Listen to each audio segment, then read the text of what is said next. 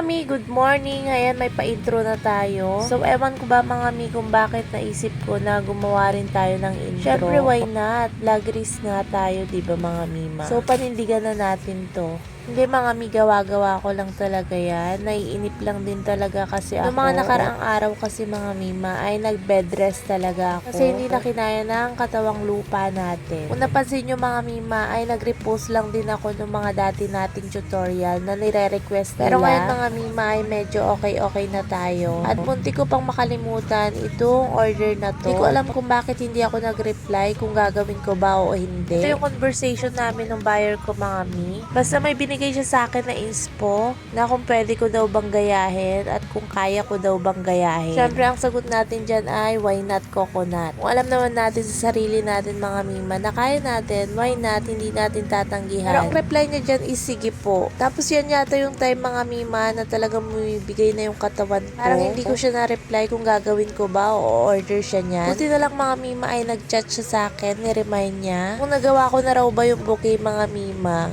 At syempre sabi ko ay hindi ko pa nagawa, gagawin ko pala. So tinanong ko nga kung kailan niya need, sabi niya is bukas, which is ngayon. So meaning mga mima, itong vlog nating to ay ginawa ko kagabi. Mga available naman tayong flower mga mima, kaya yung ginaya ko sa inspo niya is yung mga filler na so, lang. So yan yung nakikita yung ginagawa ko ngayon. Hindi naman siya ganun kahirap gayahin mga mi. Ewan ko kung nasanay na lang talaga tayo mga mima. Kasi syempre kapag nag-start ka pa lang ay nakakapanibago din gumawa ng mga ganito. Pero kapag datihan na or medyo nagagamay-gamay na natin, so lahat naman tayo dadaan sa ganyan, sa mga baguhan.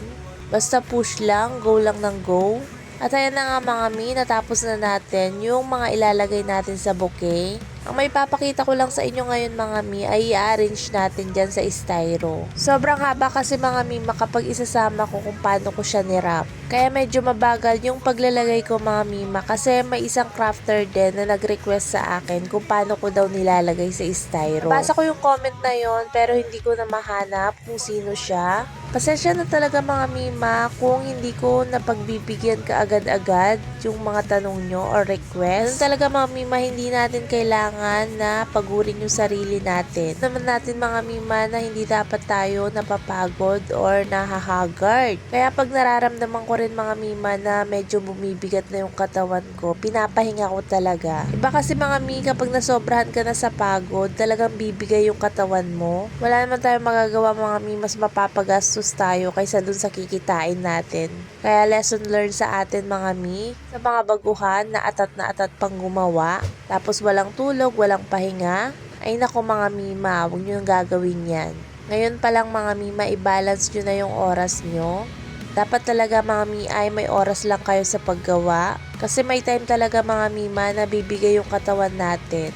Anyways mga mi, back to tutorial nga tayo. So ayan mga mi, isa-isa ko siyang nilagay. Nakita nyo naman sa video. Sana dun sa nag-request mga mi ay mapanood niya to. Medyo mabagal nga yan mga mima kung paano natin siya tinusok sa styro. So may part 2 to mga mi dun sa pagrarap natin. So fast forward mga mi, skip natin yung pagrarap kasi gagawa natin ng sariling video. Ito yung magiging kakalabasan yan mga mi. So yun lang mga mi, abangan nyo yung part 2.